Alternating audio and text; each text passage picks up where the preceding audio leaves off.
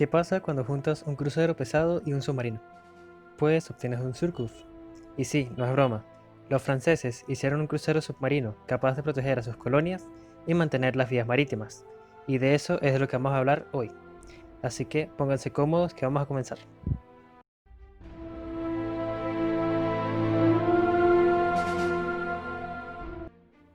El Surcus era literalmente el cruce entre un crucero pesado y un submarino.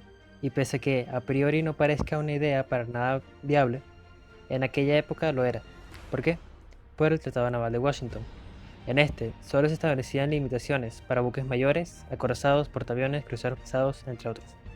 Pero no había limitación alguna, al principio, de los submarinos o buques ligeros. Por lo que, aprovechando este, digamos, vacío en el tratado, los franceses pusieron en grada el que sería el submarino más grande jamás construido hasta la época. Eso hasta que Japón lance los submarinos I-400, pero eso ya es otra historia.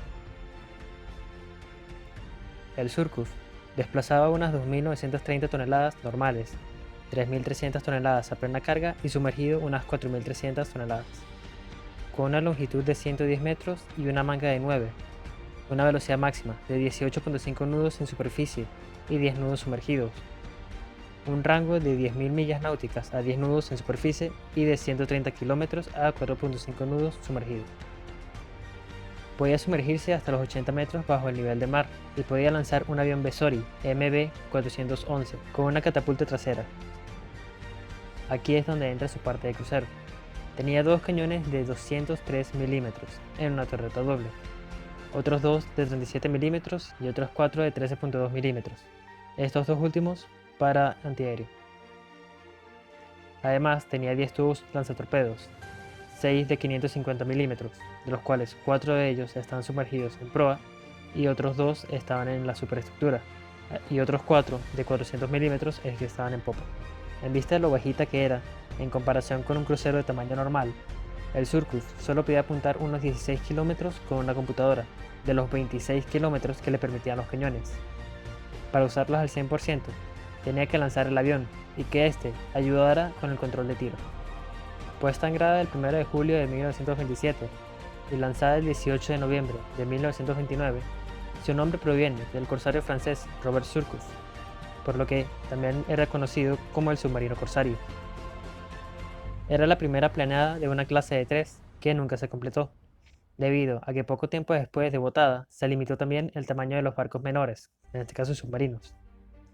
Sin embargo, se le perdonó a Francia ya que el Surcus ya estaba botado. Pasó sus primeros días en el Mediterráneo y Atlántico, mostrando fallas en diversos aspectos del submarino, como por ejemplo motores, filtraciones por la torreta, y además de que tardaba mucho tiempo en sumergirse a profundidad de periscopio, pequeñas fallas que en caso de un combate real les perjudicaría bastante. Para inicios de la invasión alemana a Francia, esta estaba siendo modificada en Brest, pero logró escapar aunque a duras penas, porque solamente tenía un motor funcionando, y un timón estaba atorado, además de que no podía sumergirse. Poco a poco se fue abriendo paso por el canal inglés y llega a Plymouth. El 3 de julio, los barcos franceses en puertos británicos serían abordados para revisiones. Esto, mientras en el Mediterráneo se les daba un ultimátum a los buques franceses restantes. Pero bueno, el Surcus fue uno de los barcos franceses que no se rindieron, y se tuvo que tomar por la fuerza en una pequeña escaramuza, en la que 3 capitanes, 2 de ellos británicos y el otro francés, resultan gravemente heridos, además de otro marinero británico, que es dado muerto por el doctor. La tripulación, incluso antes de decidir irse a Gran Bretaña, estuvo bastante dividida. Algunos apoyaban a Vichy, otros a Gaulle, por lo que se quedó siempre la pregunta de a qué lado estaba apoyando el submarino. Para agosto de 1940, ya con el submarino modificado, es asignado a las fuerzas navales de la Francia Libre. En vista de las tensiones entre británicos y franceses, ya que cada quien pensaba que se estaban espiando mutuamente, toda la tripulación, excepto el capitán, fueron devueltas a Francia. Sin embargo, por lo enorme del Surcus, este necesitaba 3 tripulaciones de un submarino tamaño normal. Esto llevó a la Royal Navy a mostrar un cierto fastidio para ponerla en servicio nuevamente. Sin embargo, la volvieron a comisionar y le asignaron el rol de escoltar convoyes transatlánticos. Para abril de 1941 sufre sus primeros daños de batalla, cuando un avión alemán la ataca, pero no causó daños graves. Unos meses más tarde, fue nuevamente modificada en Estados Unidos, en Portsmouth, para ser preciso, en donde pasaría los días de julio hasta octubre, cuando es mandada a New London. Se cree que para mejor entrenamiento de la tripulación, y vuelve a Halifax el 27 de noviembre. En diciembre, va a Canadá junto con un almirante de Francia Libre. En el viaje de regreso, se encuentra con un tanquero noruego que reportó estaba siendo atacado por un submarino enorme de bandera francesa. El incidente luego fue aclarado, pero agravó más de lo que ya estaba en la reputación del Surcouf. Es uno de los barcos elegidos para la invasión del archipiélago de San Pedro y Miquelón. Fue una conquista realmente pacífica, sin casi derramamiento de sangre. Pero durante esta invasión, corrió un rumor de que el Surcouf había disparado a un destructor estadounidense. ¿Y qué pasó? Efectivamente, dañó aún más su reputación. En enero de 1942, más de la mitad de la tripulación apoyaba a Vichy, por lo que, para evitar accidentes, quizá no tan accidentales, es mandada al Pacífico, donde no se notaría tanto su apoyo de un lado o hacia otro.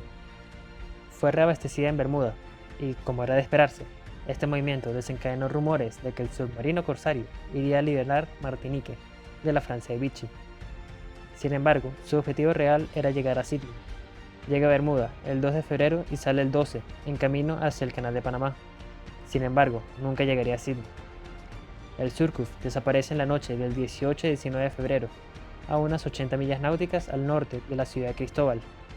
Se cree fue por un choque con un mercante de los Estados Unidos, ya que el barco reportó una colisión y luego escucharon gritos de ayuda en inglés. El Surcouf se llevó a las 130 almas que estaban en ella. La noticia se extendería rápidamente, pero no se reportaría que fue el barco mercante sino hasta 1945. En Cherburgo se alzó un monumento en conmemoración a las 130 personas a bordo del Surcouf, además de otra conmemoración en Lyle Hill, en Greenock, Escocia. La teoría del choque es una de las muchas que rodean su hundimiento. Sin embargo, como argumentos en contra, tienen que la bolladura que tenía el barco es demasiado pequeña para un choque con un submarino de tal magnitud, además de que se reportó un objeto más pequeño de lo que era el Surcouf. Otra de las teorías más famosas, por así decirlo, es que un PBY Catalina haya confundido al Surcouf por un U-boat alemán, tomando en cuenta que ya para esta época las aguas del Caribe estaban infestadas por submarinos U-boats. El Catalina puede ser que lo haya atacado. Esta última opción digamos que es la oficial, o por lo menos la aceptada por los franceses. Cabe destacar que los alemanes jamás reportaron ninguna pérdida en el Caribe y que no se ha dirigido ninguna expedición al lugar del choque para verificar. Gracias a esto, muchas personas se han aventurado a suponer el destino del Surcouf, como por ejemplo James Rusbridger, en su libro ¿Quién hundió al Surcouf?, quien se basó en un informe del sexto grupo de bombarderos pesados que operaban en Panamá y reclaman haber hundido un submarino grande el 19 de febrero y, como no se hundieron submarinos alemanes, puede haber sido el submarino corsario. En fin, teorías no faltan, y hasta que no se hagan viajes oficiales hacia los restos del Surcouf, nunca se sabrá realmente lo que le pasó al gran submarino corsario francés.